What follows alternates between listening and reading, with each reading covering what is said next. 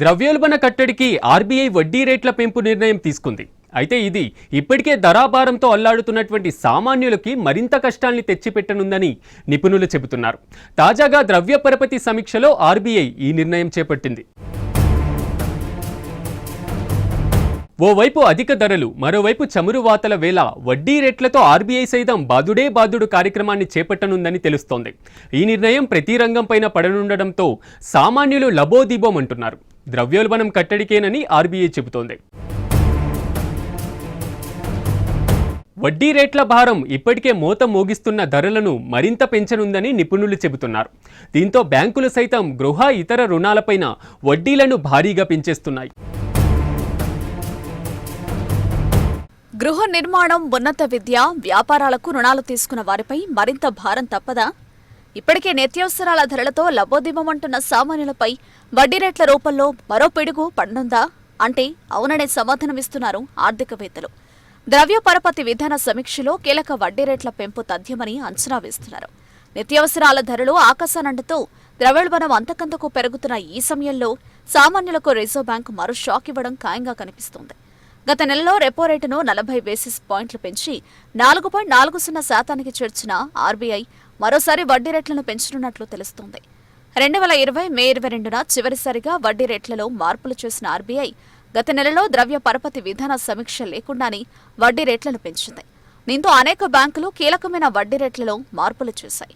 HDFC bank ఏకంగా నెల రోజుల వ్యవధిలోనే 3 సార్లు వడ్డీ రేట్లను పెంచింది. ఈ చర్యలతో సామాన్యుల జీవితాలతో పాటు ప్రతి రంగంపైన ప్రభావం పడుతుంది. ద్రవ్యోల్బణాన్ని దృష్టిలో పెట్టుకుని రానున్న రోజుల్లో వడ్డీ రేట్లు పెంచేందుకు అవకాశం ఉందని ఆర్బీఐ గవర్నర్ శక్తికాంత్ దాస్ గత సమావేశంలో పేర్కొన్నారు. దీంతో వడ్డీ రేట్ల పెంపు అనివార్యమనేది స్పష్టమవుతోంది. ఈసారి సమీక్షలో మరో 35 నుంచి 40 బేసిస్ పాయింట్లు పెంచే అవకాశం ఉన్నట్లు ఆర్థికవేత్తలు అభిప్రాయపడుతున్నారు. మరోవైపు ఈ ఆర్థిక సంవత్సరం చివరి నాటికి వడ్డీ రేటు 5.75%కి చేరుకుంటుందని నిపుణులు అంచనా వేస్తున్నారు. రష్యా ఉక్రెయిన్ యుద్ధం కారణంగా ద్రవ్యోల్బణం భారీగా పెరుగుతోందని, ఫలితంగా వడ్డీ రేట్లు పెంచే అవకాశం ఉందని మార్కెట్ నిపుణులు అంచనా వేశారు. 2 ఏళ్లుగా స్థిరంగా ఉన్న వడ్డీ రేట్లు ఇప్పుడు క్రమంగా పెరుగుతున్నాయి. ఫలితంగా రుణాలకు సంబంధించి నెలవారీ కిస్తీ మొత్తం పెరుగుతోంది, లేదా రుణం చెల్లించాల్సిన కాలం అధికమవుతోంది. దీంతో సామాన్యులకు బ్యాంకు రుణాలు, ఈఎంఐలు మరింత భారం కానున్నాయి. రెపో రేటు మరింత పెరిగే అవకాశం ఉందని మధ్యంతర సమీక్షలో ఆర్బీఐ పేర్కొంది. ఈ నేపథ్యంలో సోమవారం నుంచి జరుగుతున్న ద్రవ్య పరపతి విధాన సమీక్షపై అందరి దృష్టి నెలకొని ఉంది. రెపో రేటును పెంచుతున్నట్టు ఆర్బీఐ ప్రకటించిన తర్వాత అనేక బ్యాంకులు వడ్డీ రేట్లను పెంచాయి. ఫలితంగా ఈఎంఐలు కట్టేవారిపై అదనపు భారం పడింది. ద్రవ్య పరపతి సమీక్షను దృష్టిలో ఉంచుకుని అతిపెద్ద ప్రైవేట్ బ్యాంకు హెచ్డీఎఫ్సీ వడ్డీ రేట్లను మరోసారి పెంచింది. 7.50% ఉన్న వడ్డీ రేటును 0.35 బేసిస్ పాయింట్లు పెంచి 7.85%కి చేర్చింది. ఈ పెంపుతో ఒక్క నెల వ్యవధిలో వడ్డీ రేట్లను హెచ్డీఎఫ్సీ 3 సార్లు పెంచింది. అంతకుముందు రిటైల్ ప్రైమ్ లెండింగ్ రేట్ను 5 బేసిస్ పాయింట్లు పెంచుతున్నట్లు జూన్ 1న ప్రకటించింది. మే 7న 35 బేసిస్ పాయింట్లు, మే 1న 5 బేసిస్ పాయింట్లను పెంచింది. పంజాబ్ నేషనల్ బ్యాంక్ వడ్డీ రేటును 15 బేసిస్ పాయింట్లను పెంచింది. 7.25%గా ఉన్న రేటు ఈ పెంపుతో 7.40%కి చేరుకుంది. కెనరా బ్యాంక్ 7.35% ఉన్న వడ్డీ రేటును 5 బేసిస్ పాయింట్లు పెంచి 7.40% చేసింది. ఈ రేట్లు జూన్ 1న అమల్లోకి వచ్చాయి. దీంతో పాటు కరూర్ వైశ్య బ్యాంక్ 40 బేసిస్ పాయింట్లను పెంచింది. ఎఫ్డీ చేసేవారికి మాత్రం ఆర్బీఐ వడ్డీ రేట్ల నిర్ణయంతో ఫిక్స్డ్ డిపాజిట్ చేయాలనుకునే వారికి ఇకపై అధిక వడ్డీ లభిస్తుంది. ప్రస్తుతం ఎఫ్డీలపై అందిస్తున్న వడ్డీ రేటు చాలా తక్కువగా ఉంటుంది. దీంతో సురక్షిత పొదుపు పథకం అయినప్పటికీ తక్కువ వడ్డీ రేట్లు కారణంగా చాలా మంది ప్రత్యామ్నాయ మార్గాలు అన్వేషిస్తున్నారు.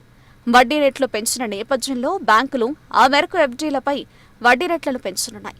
తొలి దశలో స్వల్పకాలిక, మధ్యకాలిక ఫిక్స్డ్ డిపాజిట్లపై వడ్డీ రేట్లు పెరిగే అవకాశం ఉంది. దేశంలో భారీగా పెరుగుతున్న ధరల కట్టడికి ఆర్బీఐ ఈ నిర్ణయం తీసుకోవచ్చని భావిస్తున్నారు. ఈ భయాలతోనే వరుసగా 3 సెషన్లలోనూ దేశీయ స్టాక్ మార్కెట్లు నష్టాలు చవిచూశాయి. బీఎస్సీ సెన్సెక్స్ ఏకంగా 567.98 పాయింట్లు లేదా 1.02% పతనమై 55,107కు పడిపోయింది. దీంతో బీఎస్సీ మార్కెట్ క్యాపిటలైజేషన్ 2,08,291 కోట్లు కోల్పోయి 2,54,33,013కు పరిమితమైంది. దీంతో ఒక్క పూటలోనే మదుపర్లు 2 లక్షల కోట్ల పైగా నష్టాలను చవిచూసినట్లయింది. భారత ఆర్థిక వ్యవస్థలో బలహీన పరిణామాలు కొనసాగుతున్న నేపథ్యంలో విదేశీ సంస్థాగత మదుపర్లు కూడా తమ ఈక్విటీలను పెద్ద మొత్తంలో తరలించుకుపోతున్నారు. సెన్సెక్స్ 30లో టైటాన్ సూచీ అత్యధికంగా 4.48% విలువ కోల్పోగా ఆ తర్వాత స్థానాల్లో డాక్టర్ రెడ్డీస్, లర్సన్ అండ్ టర్బో, HUL, Asian Paints, Bajaj finance, TCS, ICICI bank సూచీలు ఉన్నాయి. మరోవైపు NTPC, Maruti Suzuki, Mahindra and Mahindra, Bharti Airtel, Reliance Industries, power grid సూచీలు అధిక లాభాలు సాధించిన వాటిలో ముందు వరుసలో ఉన్నాయి. బీఎస్సీలో మిడ్ క్యాప్ 0.77%, స్మాల్ క్యాప్ 0.67% చొప్పున నష్టపోయాయి. కన్స్యూమర్ డ్యూరబుల్ రంగం అధికంగా 2.71%, ఆ తర్వాత రియాలిటీ 1.57%, క్యాపిటల్ గూడ్స్ 1.53% చొప్పున ఒత్తిడికి గురయ్యాయి.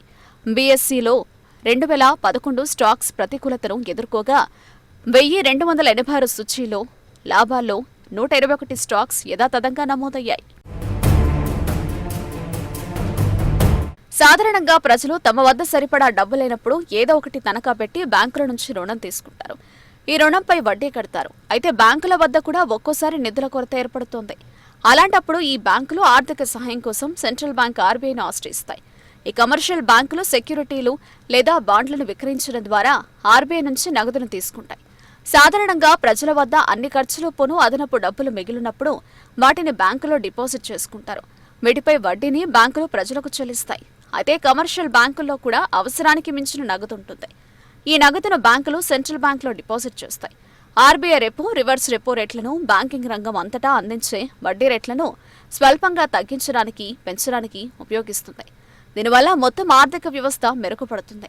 రెపో రేటు తగ్గించడం ద్వారా ఇది ఆర్థిక కార్యకలాపాలను ప్రోత్సహిస్తుంది. ఎందుకంటే ఇది వ్యాపార రుణాలు, కారు రుణాలు, గృహ రుణాలు మొదలైన వాటిపై వడ్డీ రేటును తగ్గిస్తుంది.